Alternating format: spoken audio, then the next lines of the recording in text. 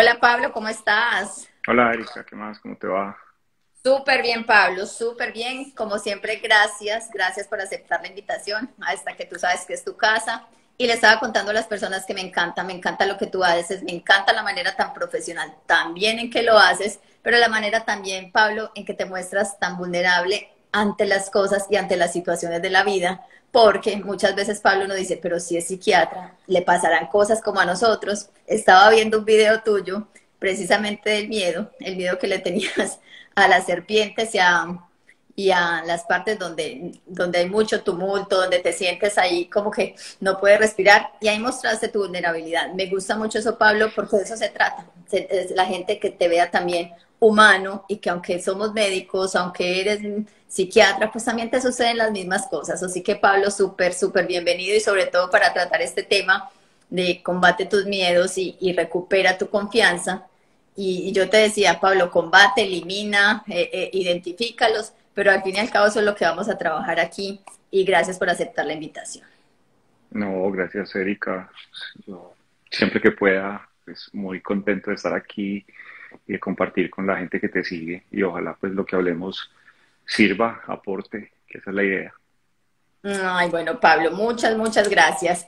A todas las personas que se van uniendo, también súper bienvenidos con este tema, Pablo, que es un tema que siento que mucha gente me pregunta. En esos días ponían un post en mis redes y me decía, tengo miedo a no ser suficiente, tengo miedo a, o sea, hay miedos reales, miedos imaginarios, hay de todo tipo de miedos, pero cómo trabajar en todos esos miedos, que es lo que vamos a empezar a mirar aquí contigo. Porque la gente me dice, Erika, tengo miedo a enfermarme, tengo miedo a que me dé un cáncer, esas son cosas que no han sucedido. Entonces yo digo, hay miedos que están mucho en nuestra mente, hay cosas que están sucediendo en el instante, pero cómo trabajar todos esos miedos.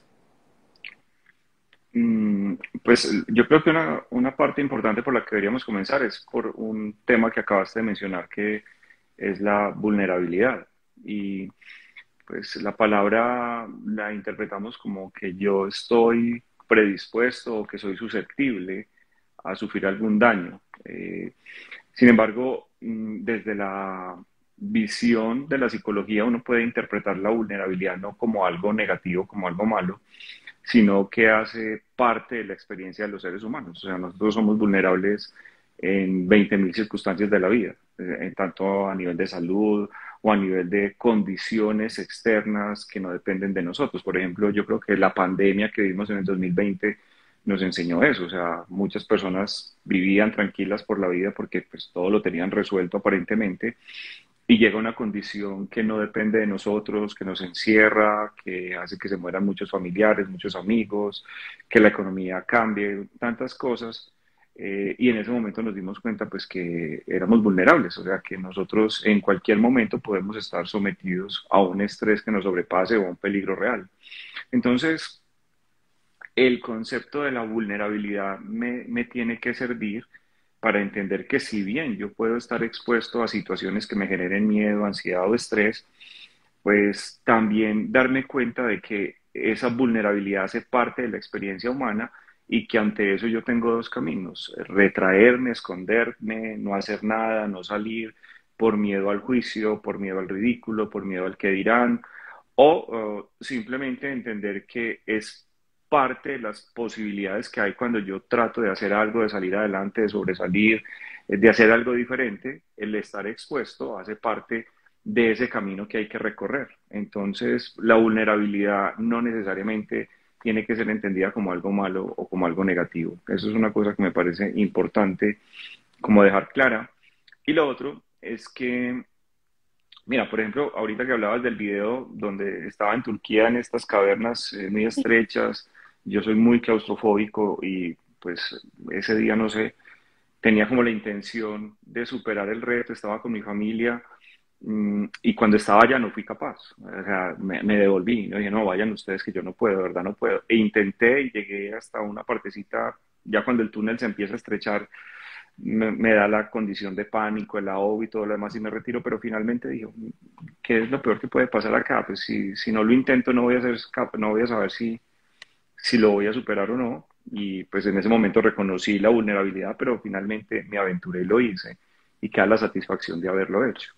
Entonces, ese concepto de la vulnerabilidad es importante porque si no te atreves, pues te vas a quedar estancado en la zona que mal llamamos zona de confort, que es esa parte que nosotros creemos que zona de confort es que estamos cómodos donde estamos y realmente está mal entendido el concepto.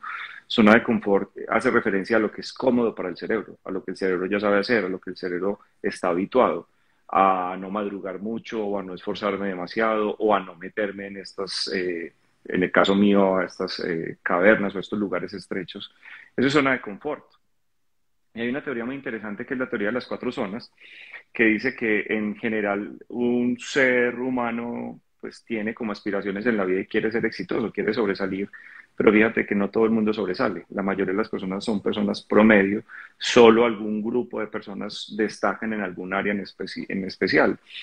Y cuando uno estudia qué hicieron estas personas que sobresalieron, que triunfaron, que salieron adelante en alguna área específica, bien sea económica, política, deportiva, ellos reconocen que hubo un camino que había que recorrer, que había que tener una meta clara y que tomaron la decisión un día de salirse del común, o sea, de salirse de la zona de confort. Entonces, la teoría de las cuatro zonas dice que hay una zona de confort, que es donde la mayoría de las personas estamos habitando, porque es lo natural, lo que mi cerebro reconoce como propio para él, donde no tiene que gastar mucha energía ni esforzarse mucho.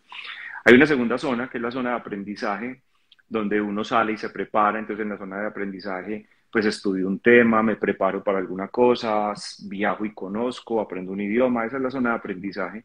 Pero hay una tercera zona, que es la zona que está antes de la zona a la que todos, en teoría, deberíamos aspirar o a la que queremos llegar, que es la zona del éxito. Y esa tercera zona se llama la zona del pánico.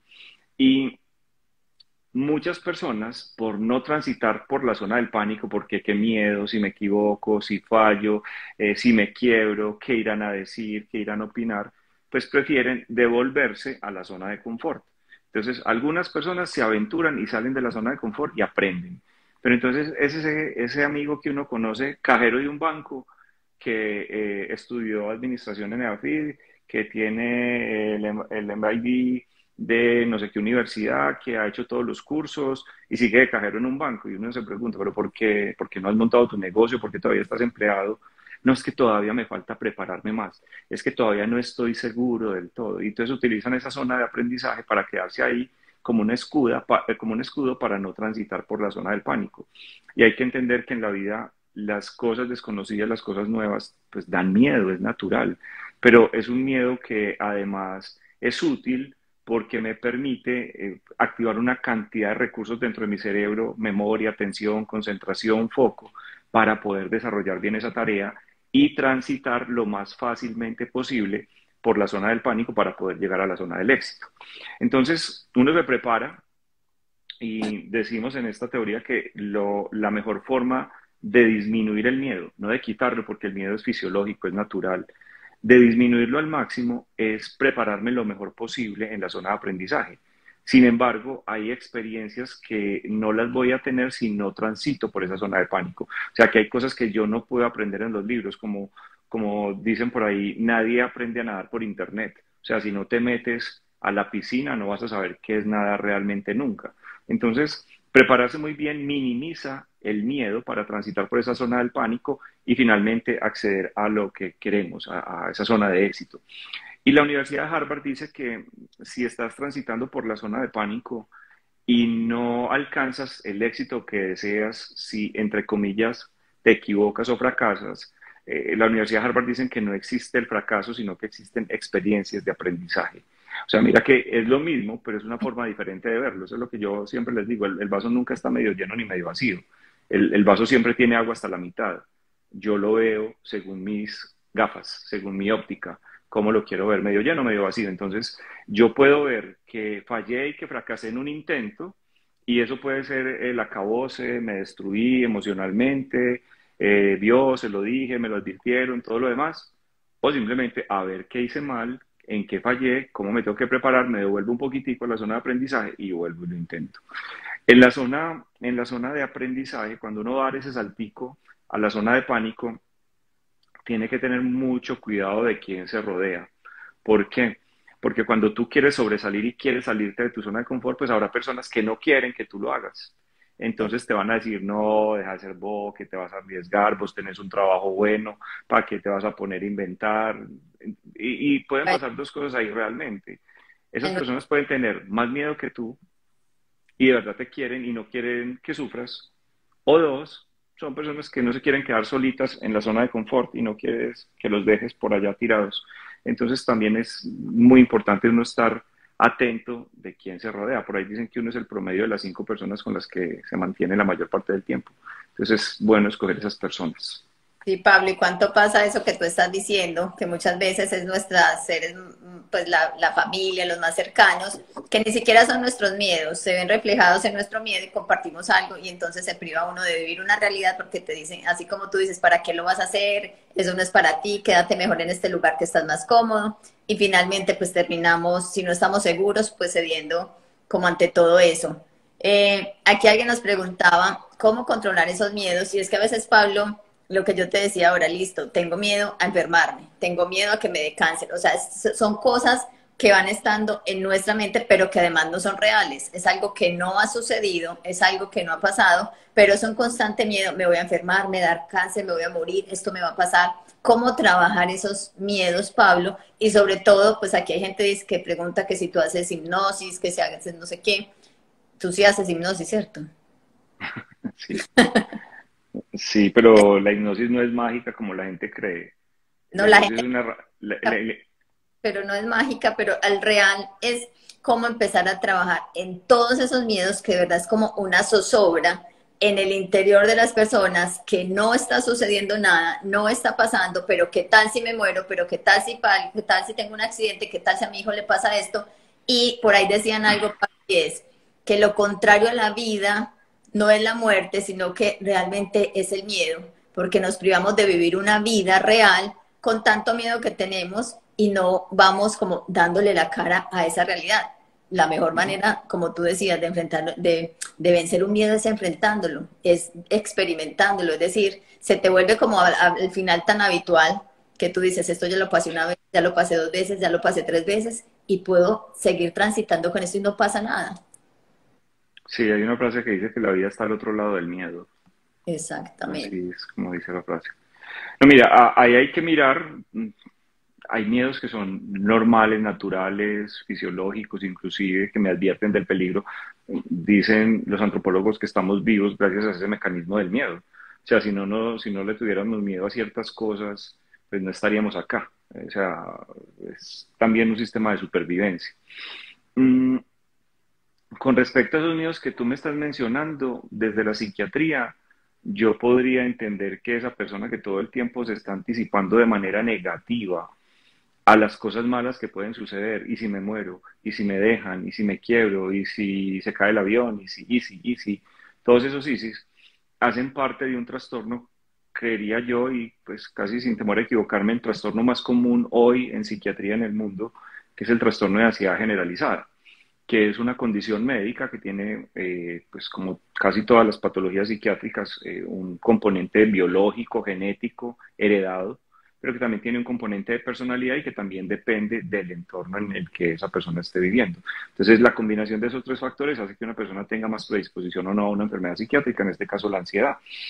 Entonces, hablamos de enfermedad cuando la persona que tiene estos miedos, que como tú dices, no son miedos reales, son miedos hipotéticos, son todo el tiempo easy, easy, easy, pues eso en psiquiatría lo consideramos una alteración química, neurológica y susceptible incluso de manejo tanto psicoterapéutico, hay terapias psicológicas, específicamente la terapia cognitivo-conductual, que me puede ayudar a mejorar la forma como yo manejo mis pensamientos y por ende mi conducta. Por eso se llama cognitivo-conductual. Cognitivo hace referencia a los pensamientos y conductual a lo que yo hago con base en esos pensamientos y en esas emociones. Pero también en algunos casos, aquí es donde ya hablamos de enfermedad, el paciente a raíz de la enfermedad está tan inundado de hormonas de estrés como la adrenalina y el cortisol que todo el tiempo tienen malestar físico y mental, o sea, todo el tiempo experimentan una sensación de ahogo. Por ejemplo, ahorita la última paciente que atendí vino desde Bogotá y me decía, es que yo me levanto y desde que me levanto inmediatamente es como si me pusieran una montaña, pero de hierro, aquí en el pecho. Es una opresión en el pecho, no puedo respirar, me ahogo, tengo palpitaciones, ganas de llorar, desespero y no entiendo por qué, pero es como una sensación de miedo permanente, pero no hay un objeto real temido. Y son todas esas preocupaciones que si adicional a eso le sumamos la carga de estrés en la que nosotros vivimos hoy, por las condiciones laborales, por las cargas económicas, por la familia, por las enfermedades, por 20.000 cosas, pues van a hacer que constantemente yo me inunde más de adrenalina y de cortisol y eso va a tener una repercusión tanto en mi sistema físico como en mi sistema mental. Entonces ahí estamos hablando de enfermedad y si una persona de verdad se siente tan atormentada por ese tipo de pensamientos y por esos miedos, pues la recomendación sería buscar la ayuda de un profesional. Inicialmente podría ser un psicólogo, pero a veces el tema, incluso como mencionabas ahorita, puede llegar a escalonarse a necesitar una medicación que por lo menos en un principio me alivie los síntomas para después poder iniciar un proceso de psicoterapia que de verdad funcione. O también existen alternativas no farmacológicas y eso es bien interesante porque mmm, hoy en día hay suficiente evidencia científica que demuestra que algunos trastornos psiquiátricos con algunas alternativas no farmacológicas en algunos pacientes específicos puede tener el mismo resultado que un medicamento o incluso mejor. Pero se requiere disciplina, se requiere entrenamiento y estamos hablando de prácticas como por ejemplo el ejercicio físico. O sea, no hay nada que haya demostrado ser mejor para la depresión y para la ansiedad que la actividad física. Y sin embargo uno le dice eso al paciente y el paciente mismo hace mala cara, mira para otro lado, pero no quieren tomar pastillas. Pero cuando uno les dice, entonces vamos a hacer ejercicio, tampoco les gusta el ejercicio. Entonces les decimos, bueno, entonces de pronto si aprendemos a hacer alguna práctica de meditación, la compasión o el mindfulness. No, doctor, es que yo, ¿para qué voy a botarle corriente a veces si yo no soy capaz? Yo me siento y mi cabeza no para. Pues es que eso es lo que hay que entender, es que la cabeza de ninguno para. Nosotros tenemos esa red de neuronas que todo el tiempo está produciendo pensamientos y es muy común que esos pensamientos siempre estén o en el pasado o en el futuro. Entonces, cuando estoy en el pasado es la persona que tiende a ser depresiva, que siempre se está acordando de lo doloroso y triste del pasado.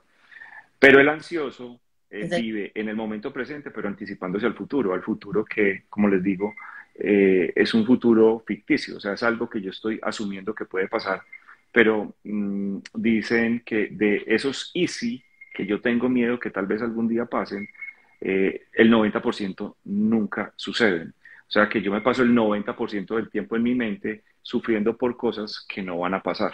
Eso es importante. Entonces, ahí es donde viene todo el tema al que le he dado pues, mucha importancia en los últimos años de mi trabajo, que se relaciona con el manejo del miedo, con el manejo de la depresión, con la felicidad, y es algo que yo denomino entrenar la mente. Y Ok. entrenar la mente es entrenar la atención. ¿Y qué es entrenar la atención?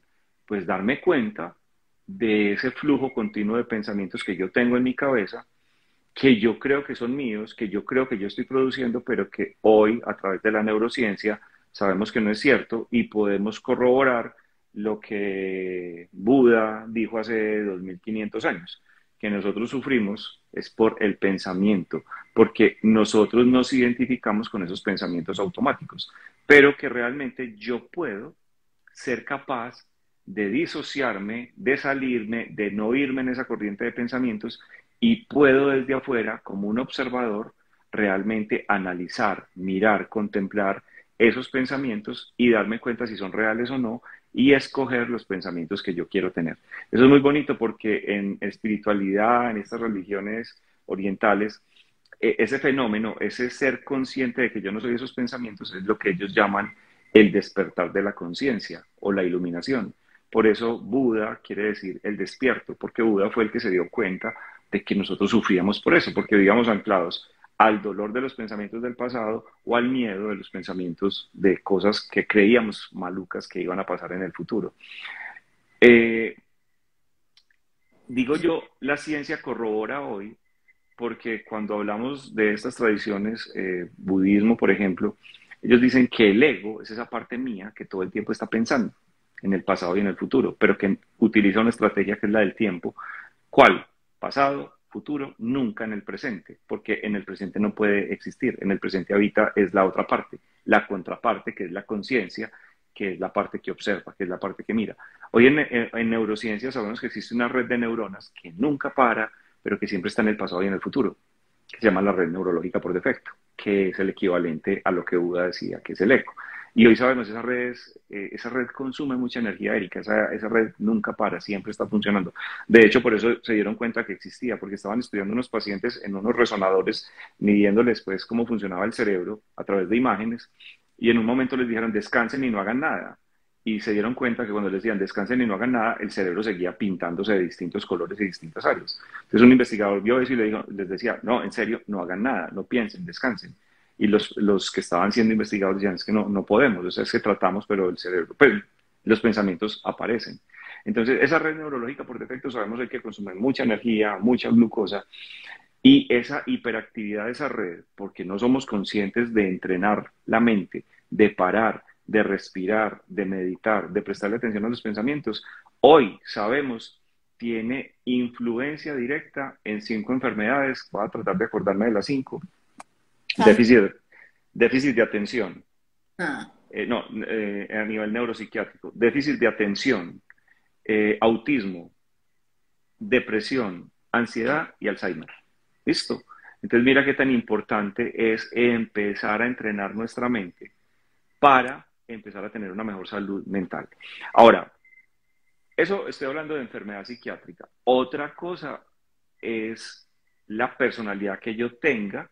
Mi personalidad, la mitad es genética, la mitad es aprendida. Genética de mis padres, aprendida de quién, pues de mis cuidadores, que casi siempre son los mismos papás. sí. Entonces, esa personalidad me da la capacidad a mí de ver las cosas de cierta manera, lo que decíamos ahorita, el vaso medio lleno, el vaso medio vacío, y con esa capacidad que yo tengo de interpretar la realidad, pues también voy a determinar cuál va a ser mi actitud ante las circunstancias externas. Entonces, acuérdate que también lo decimos mucho, no son las circunstancias las que me determinan, sino la actitud que yo tenga a las circunstancias. O sea, el ejemplo del vaso es perfecto. El vaso no está medio lleno, no está medio vacío. Yo puedo estar muerto de la sed y decir gracias, siquiera hay medio vaso con agua. O puedo estar muerto de la sed y decir yo sí soy de malas, apenas medio vaso. Pero el vaso sigue siendo el mismo. Entonces, afuera todo es neutro. Yo soy el que le doy una interpretación de bueno o malo, frío, caliente, oscuro, claro. Eh, entonces, en ese orden de ideas, ante los retos, ¿cómo te muestras tú? Con base en ese sistema de creencias, en esa personalidad. Cuando yo asumo el reto realmente como un reto, o sea, hay una actividad al frente, un trabajo nuevo, una dificultad económica, la enfermedad de un ser querido o una propia enfermedad, ante eso, ¿cómo reacciono? ¿Me derrumbo o no me derrumbo? Vuelvo y te digo, hay factores eh, genéticos, pero también hay personalidad y también hay ambiente. Entonces, si yo asumo los retos como tal, como un reto, mi sistema nervioso está dotado para resolver retos. O sea, pues imagínate, nosotros venimos de un hombre chiquitico por allá en el este de África hace miles y millones de años, sin electricidad, sin fuego, sin nada, y mira dónde vamos. O sea, nosotros somos capaces de adaptarnos. El cerebro tiene esa capacidad de adaptarse y para eso tiene zonas y regiones que ante el reto se activan. Pablo, Pero pandemia, perdón, ¿quién iba a pensar que podíamos estar tanto tiempo encerrados? Tenemos una capacidad tan impresionante de adaptarnos que terminamos haciendo cosas que nunca imaginaríamos. no, Y eso no. que Con quería- respecto a la pandemia, hay una cosa súper interesante, Erika. Si se acuerdan bien, cuando empezó la pandemia y estábamos todos muertos porque nos íbamos a morir y que no había vacunas y que de aquí que saliera la vacuna. En teoría, los datos más alentadores cuando salió lo de la pandemia, decían que si nos iba bien, por allá a mediados del 2024 íbamos a tener vacuna. Imagínate. O sea, yo creo que ya no estaríamos acá. no Y estuviera. en tiempo récord, no sacamos una vacuna, sino como 5 vacunas. Entonces, mira, esa es la capacidad a la que me estoy refiriendo. O sea, ante el reto, ¿qué haces? ¿Te derrumbas o eres capaz de activar esa parte que está dentro de ti, que todos la tenemos, pero que hay que sacarla? Entonces, no, pero es que yo no soy de esos, yo soy de los que se arruga, de los que se pone nervioso, de los que... Listo, esa es una forma de ser y de ver la vida, pero que quede claro que esto se puede entrenar. O sea, yo puedo mejorar esas habilidades. Entonces ahí es donde aparece el psicólogo cognitivo-conductual, estas prácticas del ejercicio, de la meditación, pero sí hay forma de hacerlo. Entonces, lo que tenemos que hacer aquí es entrenar esa red neurológica, ¿cierto? Porque entrenar la red neurológica desacelera, baja la adrenalina, baja el cortisol. Eso también lo hace las técnicas de respiración y también lo hace el ejercicio físico. Entonces, mira, eso es lo que yo, es muy charro, pero una fórmula mía puede ser esto: meditar 2 veces al día, 10 minutos. Respiración de coherencia cardíaca cada 2 horas, 3 minutos. ¿Listo? Y ejercicio físico media hora todos los días. Y eso puede ser una receta para un trastorno de ansiedad. Y sabes, Entonces, Pablo, y la gente dice, y fui al psicólogo y pagué tanta plata por esto, pero realmente es, ahí está, o sea, cualquier que te puede, sí, como tú bien lo dices, desde la psiquiatría, si una persona requiere una pastilla, pues se la vas a mandar, depende de lo que tú veas en lo experto que tú eres en ese tema, pero si no la requiere y tú ves que no, pues entonces, ¿para qué quiere una pastilla? Al final de todo eso, Pablo, es aprender nosotros a hacernos conscientes, porque como tú decías ahora, nos cuesta, nosotros queremos la solución mágica, tenemos que trabajar, la que no hay que hacer absolutamente nada, y de verdad, definitivamente, yo también, o sea, yo te conté que en pandemia tuve como ataques de pánico, sentía una presión impresionante, y la verdad, la respiración, para mí meditar es fundamental, y para mí hacer ejercicio, que era algo que para me costaba demasiado, compruebo que cuando voy, sudo, hago ese ejercicio, estoy en otra energía diferente. Entonces, siento que son cosas que tenemos muy a la mano, que son, entre comillas, fáciles, pero nos cuesta comprometernos con nosotros mismos. Entonces, hay muchas cosas que fácilmente, pues podemos nosotros trabajar para esos miedos, como tú dices, pero nos cuesta. Y así, Pablo, mira, como nosotros nos podemos sugestionar para que nos pase lo malo, que me va a dar cáncer, que me voy a enfermar, que me voy a morir, también nos podemos sugestionar porque me va a pasar lo mejor. Es que es un trabajo interno que tú dices de entrenar la mente en donde nos podemos sugestionar en que nos va a suceder lo mejor. Pero nos acostumbramos a sugestionarnos para lo malo. Se normalizó eso. Y nos olvidamos de que realmente nos podemos sugestionar. Me pasa lo mejor, me sucede lo mejor, esto va a salir bien, pero a veces no lo creemos. Nos cuesta. sí, así es. Eh, por eso hay un ejercicio también que está en el canal de YouTube que también se lo recomiendo a muchos pacientes, que se llama la dieta mental. Y es eso, estar atento al pensamiento negativo y empezar a confrontarlo y no engancharme, porque la mente subconsciente graba por repetición y por emoción. Entonces, si tú te empiezas a repetir cosas malucas, cosas negativas, pues eso se va anclando y se va volviendo como una hipnosis, que ahorita pues, preguntaban por la hipnosis. Eso es una forma de hipnotizarse, repetir y repetir, repetir hasta que la mente subconsciente grabe. Mm, Ante una mente que tú decías ahora, ante una mente, no todos, o sea, ante una mente que nunca para, esa mente que es así ansiosa, que siempre está pensando, obviamente que requiere un mayor entrenamiento, ¿cierto? Pero todos pueden trabajar, una mente ansiosa, esa que siempre está pensando, que siempre dice, Erika, pero es que yo trato de cambiar mi pensamiento, yo trato de pensar diferente, pero ahí mismo llega el otro pensamiento, ahí, ¿cómo trabajar esto? eh, pues desde estas prácticas que te estoy mencionando, sí se puede, pero entonces yo creo que es clave entender cómo funciona la mente y los beneficios que tiene empezar a activar esa otra mente, porque es que pues finalmente nosotros nos movemos es por motivadores.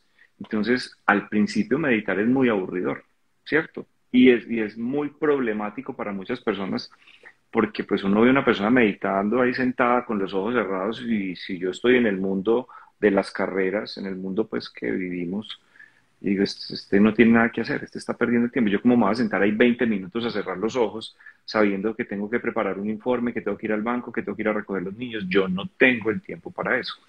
Entonces, cuando uno entiende por qué meditar realmente es importante, por qué aprender a respirar es importante, por qué hacer ejercicio es importante, pues de pronto no tiene que esperar a que le dé la depresión o la ansiedad o el infarto o el cáncer para aterrizar y empezar a cuidarse un poquitico. Entonces, la pregunta que me hacías, ¿cómo hacemos? No es que la mente de unas personas sea distinta a otras, o sea, todos tenemos estas dos redes de neuronas. La red neurológica por defecto nace con nosotros desde que nacemos, es una red de supervivencia que nos mantiene vivos y siempre está pues, acordándose de las cosas del pasado, pues, en teoría para tener la experiencia y no repetir errores, pero también anticipándose de manera negativa a las cosas malas que nos pueden pasar con el objetivo de la supervivencia. Ahí es donde yo tengo que empezar a entrenar mi mente y empezar a entrenar mi mente quiere decir estar atento a ese flujo continuo de pensamientos, escogerlos muy bien y de esa manera pues controlar esa química negativa que se libera constantemente cuando estoy anclado en el miedo. Mm, las prácticas que se recomiendan, entonces, pues es la actividad física, cualquier actividad física que la persona disfrute, ¿ya? Pero sí hay una condición y es que tiene que ser actividad física intensa. Yo respeto mucho a los caminantes y a los que les gusta caminar, pero realmente si yo camino muy lento y en plano, la actividad física no es mucha, a menos pues de que yo soy una persona de 90 años que me cuesta dar un pasito, ¿cierto? Pero si soy una persona joven y yo digo, no, es que yo sí hago ejercicio, yo camino 15 minutos al día, realmente eso no tiene un impacto importante. O sea, necesitamos caminar, si vamos a caminar, tiene que ser caminatas rápidas o en ascenso. Básicamente la condición del ejercicio es que se aumente la frecuencia cardiorrespiratoria, o sea, que yo me sienta cansado y fatigado. Pero no tiene que ser caminar, no tiene que ser trotar, no tiene que ser montar en bicicleta, es el ejercicio físico que usted disfruta. ¿Listo? Eh, el Bueno, ejercicio físico idealmente debe hacerse en las horas de la mañana o a las 4 de la tarde. ¿Listo? No más tarde de las 4 o 5 de la tarde por cuestiones de ciclos circadianos y de insomnio. Muchas personas ansiosas tienen problemas para dormir. Por ejemplo, ahorita alguien preguntaba qué hacemos para dormir. La principal causa de insomnio en el mundo entero es la ansiedad. O sea, el insomnio no es una enfermedad, el insomnio es una manifestación de algo. Si yo tengo problemas para conciliar el sueño, puedo pensar en que tengo un trastorno ansioso. Si por el contrario yo me duermo fácil, pero me despierto tipo 2, 3 de la mañana y de ahí en adelante me cuesta dormirme, es posible que esté atravesando más por un cuadro depresivo. Y hay personas que tienen los dos, que se les dificulta mucho dormir, tienen un sueño muy superficial, con cualquier cosita se despiertan y ya no pueden volver a dormirse. Entonces, pues igual, siempre la recomendación es buscar la ayuda de un profesional, a ver pues en qué me pueden ayudar, cuál es la solución que me pueden dar. Entonces, la meditación, te decía que es una de las estrategias para entrenar esa red neurológica. Entrenar la red neurológica es entrenar la atención. Mira, los estudios de neurociencia dicen que menos. Pablo, pero perdón que me parece esto súper importante. Si la persona definitivamente no está durmiendo, pero no está ansiosa ni está depresiva, sino que tiene un ciclo en el que duerme 3 horas, ahí cómo manejar eso. Duerme 3 horas o 4, pero se despierte ya no es capaz de volver a conciliar el sueño sin estar preocupada, sin estar ansiosa.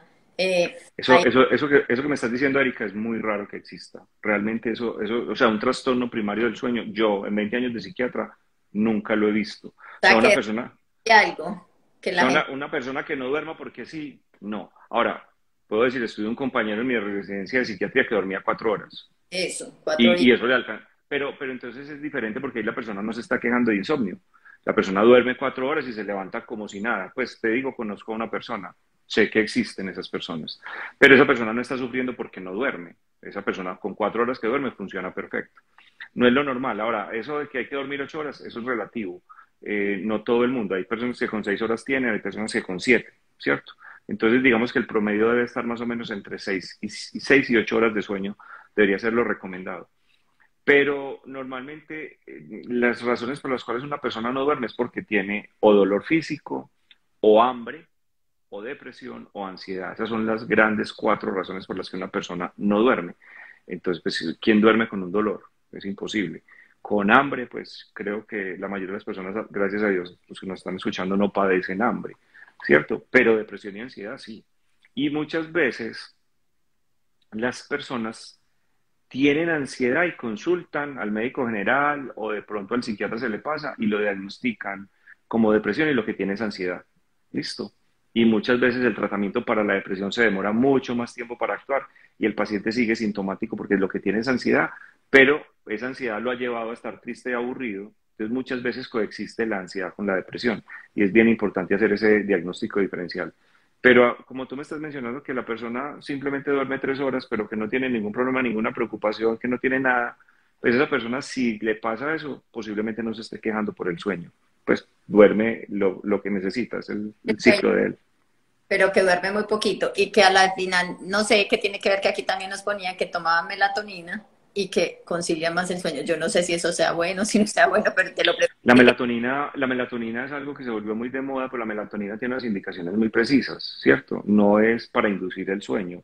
De hecho, la melatonina es una hormona que se produce en el cerebro de manera natural, pero hay unas condiciones para que la melatonina funcione. O sea, uno tiene unos ciclos circadianos, uno se despierta y aparece la luz, y la melatonina con la que yo estaba durmiendo se apaga y aparece la serotonina para yo despertarme y después el cortisol y todo lo demás, pero no funcionar. Pero en la noche, cuando ya es hora de dormir, la melatonina solamente se activa si, primero, yo bajo mi adrenalina y mi cortisol. O sea, si me voy a la cama a descansar, a dormirme, no a pensar en lo que tengo que hacer mañana, ni en lo que tengo que resolver, ni en la deuda que tengo, ni en el problema con la DIAN, nada. Simplemente me voy a la cama a relajarme y dormirme. Cuando yo hago eso y las condiciones del entorno están bien, las condiciones son cuáles? Que haya oscuridad. La melatonina nunca se va a liberar si hay luz. Entonces, si hay luz, yo no me puedo dormir. Entonces, tengo que estar tranquilo para que se baje la adrenalina y el cortisol y debe haber oscuridad para poder dormir. Algunas personas son muy sensibles al ruido y esa es otra condición que tienen que mirar, evaluar el ruido. Pero yo digo un cuento, porque es las normas de la higiene del sueño. Es que le dicen a uno que no tomar bebidas oscuras, que no hacer ejercicio, que la cama no sé qué, que la temperatura, que el televisor en la habitación. De todas esas cosas, pues digamos que alguna persona le puede funcionar, pero en general eso no me va a resolver el problema del sueño realmente si yo estoy ansioso. Pero si hay una indicación de esas, de las higiene, de lo que llamamos higiene del sueño, que sí es fundamental tener presente, y son estos aparaticos, los celulares y las tablets. ¿Por qué? Porque la glandulita que libera melatonina por allá en el cerebro es muy sensible a la luz de las pantallas, esta luz que llamamos luz blanca. Entonces sabemos que si tú te acuestas a leer la tablet, a ver una película o a mirar qué están dando en la tablet o en el celular, esa luz tiene un impacto en esa glandulita que puede perdurar hasta 2 horas después de haber apagado la pantalla. Y eso genera insomnio. O sea, tú cierras los ojos, pero haz de cuenta que tuvieras un bombillo prendido allá adentro. Entonces, una recomendación para las personas que tienen problemas del sueño, pues obviamente aparte de todo lo que estamos hablando de miedo y ansiedad, es esa. No utilizar pantallas de luz blanca por lo menos 2 horas antes de ir a conciliar el sueño. Eso hoy tiene un impacto muy, muy importante en los trastornos del sueño. Gracias, qué interesante que nos compartas eso y nos salimos ahí un poquito del tema, pero mucha gente preguntando lo del sueño y bueno, pienso que hay que, con todo ese protocolo que dicen antes de dormir, lo que tú dices es fundamental, aprender Ah, uno a decidirse, voy a dejar el celular, lo voy a apagar y no tener esas pantallas ahí. Yo literalmente te digo, Pablo, yo era, pues la verdad te digo, yo me quedaba mirando el celular hasta que me daba sueño, pues yo creo que era que yo vencía el sueño mirando el celular. Y finalmente ahora tengo una rutina muy diferente, donde apago mi celular, donde a determinada hora ya ni siquiera miro la pantalla y de verdad que es una manera muy poderosa de cómo hay unos cambios tan significativos tan solo con eso, a la hora de uno irse a dormir. claro. Que hay dos preguntas importantes. Una que dice que si la luz de la calle influye, pues si yo duermo en una habitación donde al lado está la luz de la calle y eso me ilumina la habitación, pues obviamente es como si la luz de mi casa estuviera prendida. Eso es una cosa. Y otra pregunta que me parece interesante responder es que dice alguien aquí que mi hija tiene ansiedad y está tomando Sí. citalopram hace más de un año y sigue ansiosa. Entonces ahí es muy importante lo que les mencionaba al principio, que las enfermedades psiquiátricas no únicamente obedecen a la parte bioquímica o genética, que hay factores de personalidad y que hay factores de entorno. Entonces voy a poner un ejemplo muy sencillo. Mm, si usted viene a mi consulta y me dice, Pablo, es que estoy muy ansiosa, no duermo, vivo con dolor de cabeza, con una presión en el pecho, con susto a toda hora, y yo le pregunto, ¿pero qué problemas tienes tú en la vida? No, ninguno. Mi familia es perfecta, mi esposo es perfecto, no nos falta nada, yo tengo todo lo que necesito, pero todos los días me levanto con esa sensación de miedo intenso. ¿Qué puedo hacer? Pues ahí es muy fácil. Hay un problema absolutamente químico del cerebro, hay una liberación excesiva de adrenalina y de cortisol y pues ahí en teoría un medicamento podría ser muy útil y me cortaría esto. ¿Listo? Pero si es el mismo caso, la persona no duerme, está ansiosa, está angustiada, pero además de eso, tiene un jefe que se la tiene montada, que ella se levanta por la mañana y solamente con levantarse ya se imagina al jefe encima, gritándola, humillándola, tratándola mal delante de todo el mundo. O sea, se puede tomar esa pastilla y otras 4 más o Ah, 10 más y no va a cambiar nada, porque lo que hay ahí es que el entorno es el que está generando en una persona que su personalidad no le da para afrontar eso. Y no porque tenga una personalidad débil o endeble, simplemente porque muchas veces los factores externos, digamos que todos tenemos una capacidad de adaptarnos, pero a veces los factores externos nos desbordan porque de verdad son muy serios, son muy graves, o simplemente porque yo, pues por mi forma de ser, por mi aprendizaje y por mi genética, pues no soy la persona que mejor se adapte a estas circunstancias. Y ahí es donde viene entonces la estrategia de consultar al psicólogo, no solamente pensar en la pastilla, sino también de pronto esa asesoría externa que me enseñen a ver las cosas, a identificar los factores disparadores de estrés y qué puedo hacer para solucionar esos disparadores cuando se pueden solucionar y cuando no, pues cómo me adapto de la mejor manera posible a ellos. Entonces, por eso les digo, no podemos dejar todo en manos de la pastilla solamente. ay, perfecto, Pablo. Y hay dos personas que están aquí, y aprovecho que sé que están aquí, que me come y que tú eres el experto ahí para que nos respondas. Alguna vez me preguntaron, o sea, tu hijo, una tiene una hija y otro tiene un hijo, al relacionarse, o sea, el pánico y el miedo que tienes a relacionarse con los demás y ser rechazado, porque en algún momento de su vida le hicieron bullying, se sintió esa persona rechazada y no es una enfermedad, la persona no toma pues, a ver, no toma pastillas para eso, sino que ese niño y esa niña quedaron con miedo a ir a preguntar, a conseguir amigos, porque se sintieron rechazados en el momento. Entonces sienten un miedo profundo de que los vuelvan a rechazar. Y me parece algo que si lo podemos compartir aquí, Pablo, que nos recomiendas, que se podría. Pero fíjate, Erika, que eso sí, ya eso sí se convirtió en enfermedad.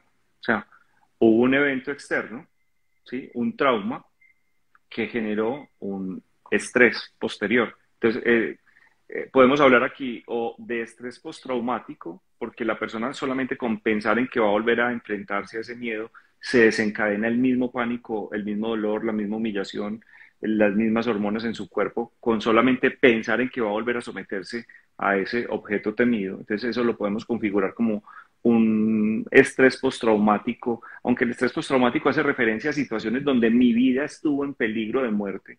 Pues digamos que aquí, digamos, en otra escala podría entenderse como un estrés postraumático.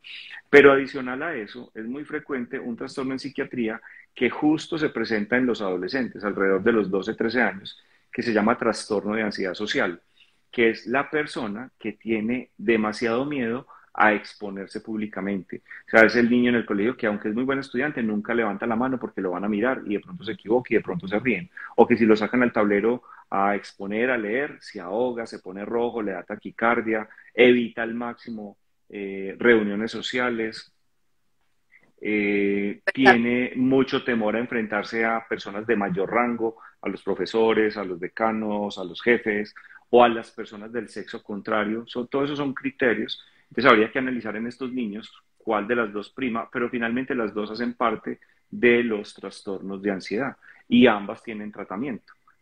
Para mí el bullying es una cosa muy delicada. O sea, yo tengo muchos pacientes de muchas edades con problemas de ansiedad y de depresión severos, con problemas de autoestima, con problemas a nivel laboral, personal, funcionales en general, que toda su tragedia obedece a que cuando fueron niños les hicieron bullying y ese bullying no se procesó adecuadamente y hoy pues tenemos las consecuencias. Acuérdense que todo lo que le pasa a uno en los primeros 8 años de vida queda ahí como una impronta. O sea, hasta esa edad yo no tengo la capacidad de analizar por qué un niño de mi misma edad me golpea, me maltrata, me humilla. Yo no entiendo eso.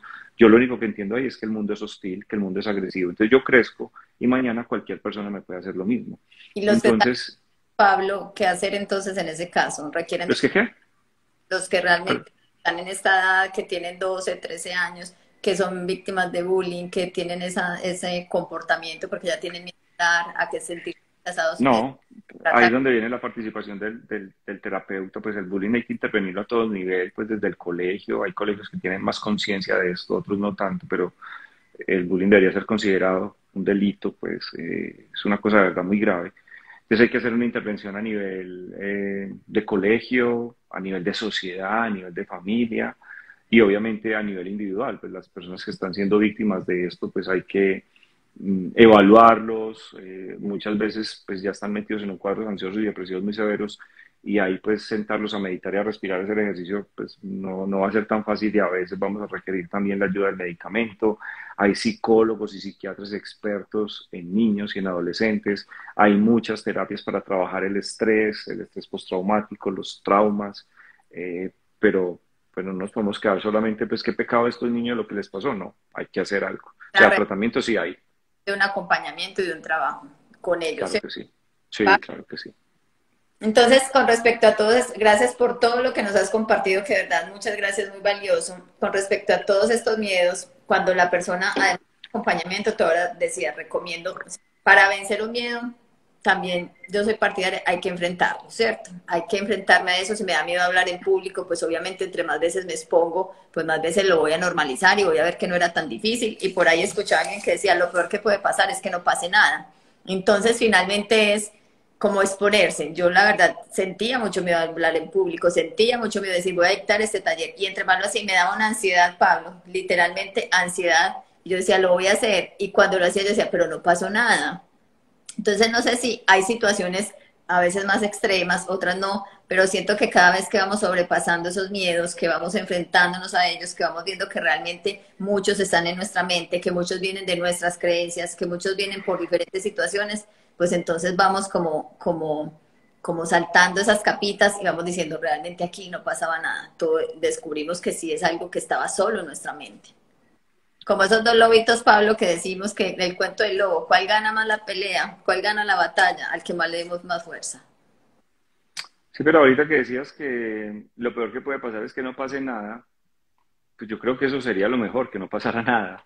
Entonces, de No, hecho, está hablando en un contexto en que la gente que empieza a emprender, lo estaba viendo en ese contexto, decía alguien, empecé a emprender, empecé mi negocio, pero mucha gente se quebró. ¿Qué es lo peor que te puede pasar? Que no pase nada, que eso no prospere, pero tienes que estar en la expectativa. no, pero fíjate que no. Ahí, eso también hay que tomarlo con muchas pinzas porque uno no puede negar la realidad.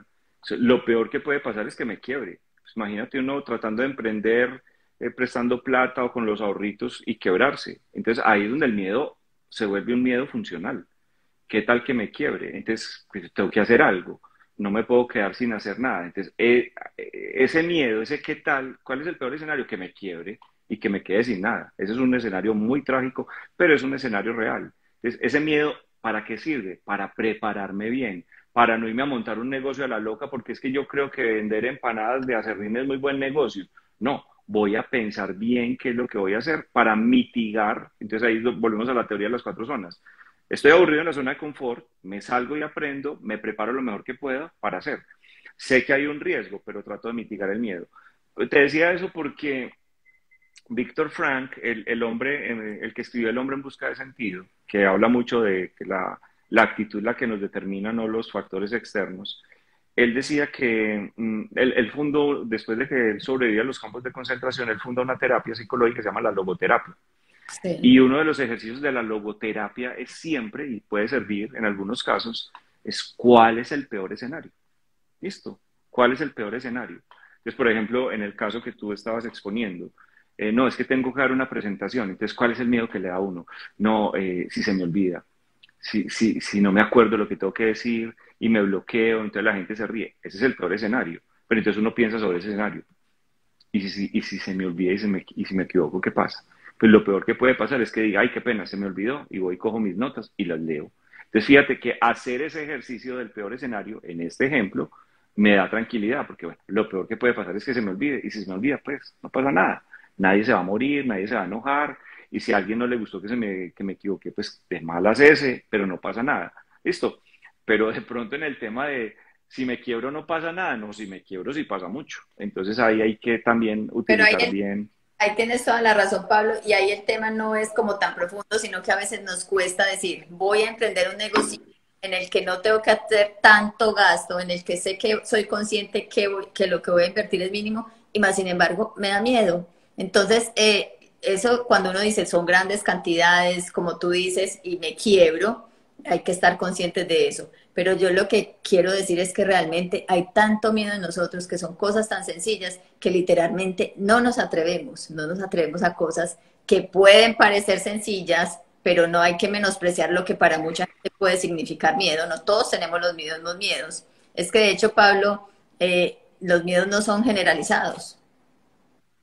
Sí, total, así es. O sea, yo no tengo los mismos miedos que tiene Pablo, que le tiene miedo a, ¿cómo es que se llama esto, Pablo? Claustrofobia o para... No, y hay una cosa muy importante y es respetar el miedo del otro, ¿sí? Exactamente. No, no Porque lo es puedo... que, de hecho, las fobias se definen así, son miedos que sobrepasan la normalidad, o sea, es desproporcionado el temor que le tienes a cierto evento. Entonces, pues, una mujer que le tiene miedo a una cucaracha, entonces cualquiera, un hombre puede decir, pues qué cosa tan absurda, como le tiene miedo a una cucaracha, a un animal indefenso, pues que uno lo puede pisar y listo, pero hay mujeres que ven una cucaracha y se pueden desmayar, ¿me entiendes? Entonces cada quien tiene sus propios miedos y uno tiene que respetar eso.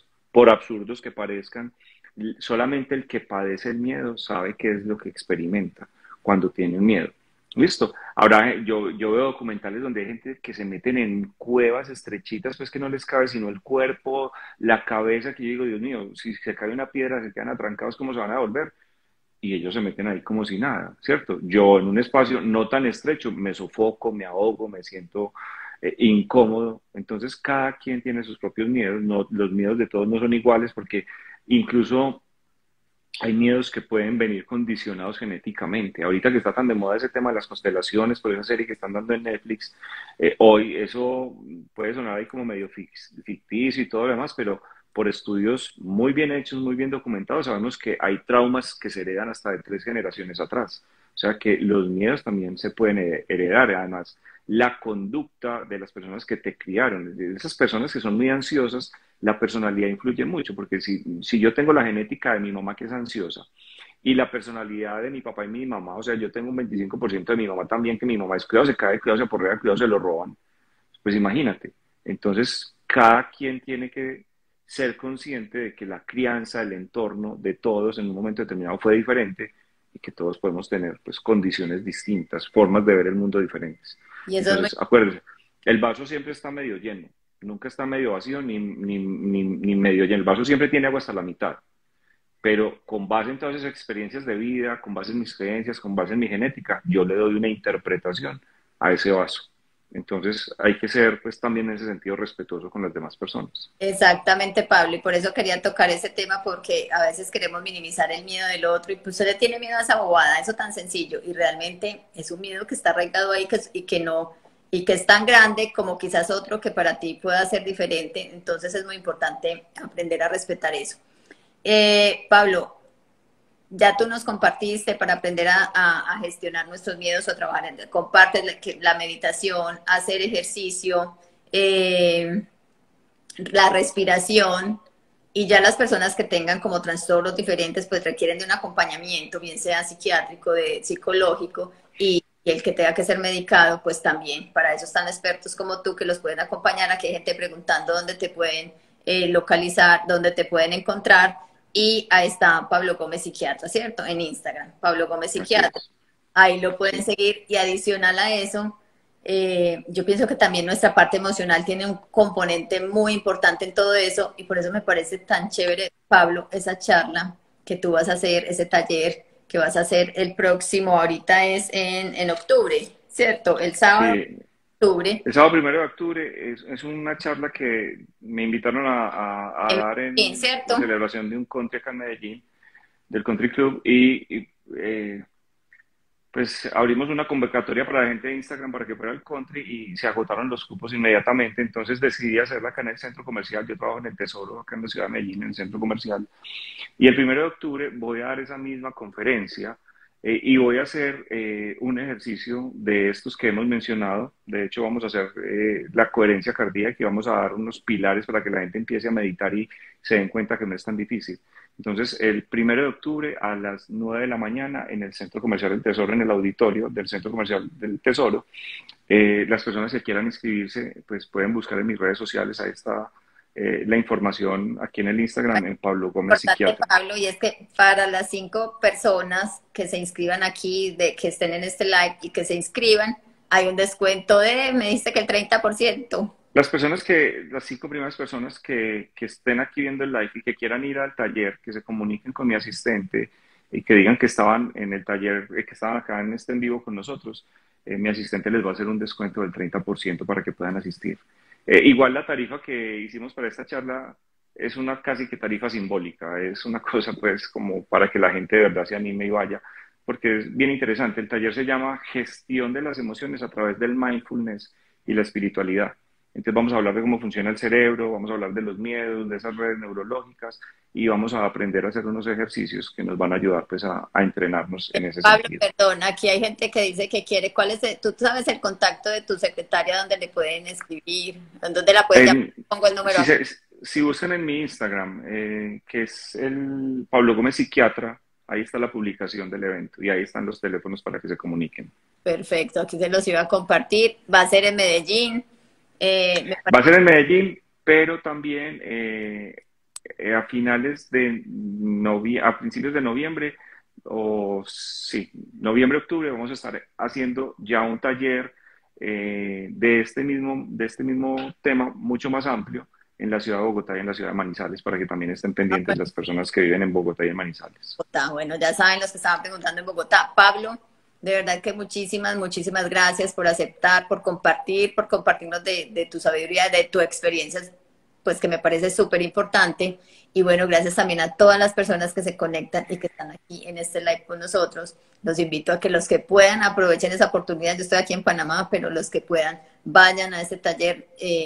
De verdad que sigan a Pablo en sus redes, en su canal YouTube tiene un material de verdad fabuloso con temas, una gran variedad tienes ahí, Pablo, y en su Instagram. Entonces, síganlo y aprovechen los que están en Medellín a tener esa experiencia de la presencialidad que también es tan importante ya que venimos de tanta virtualidad.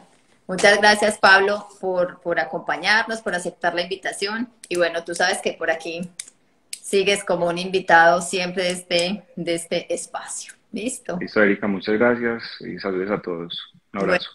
muchas gracias. Chao.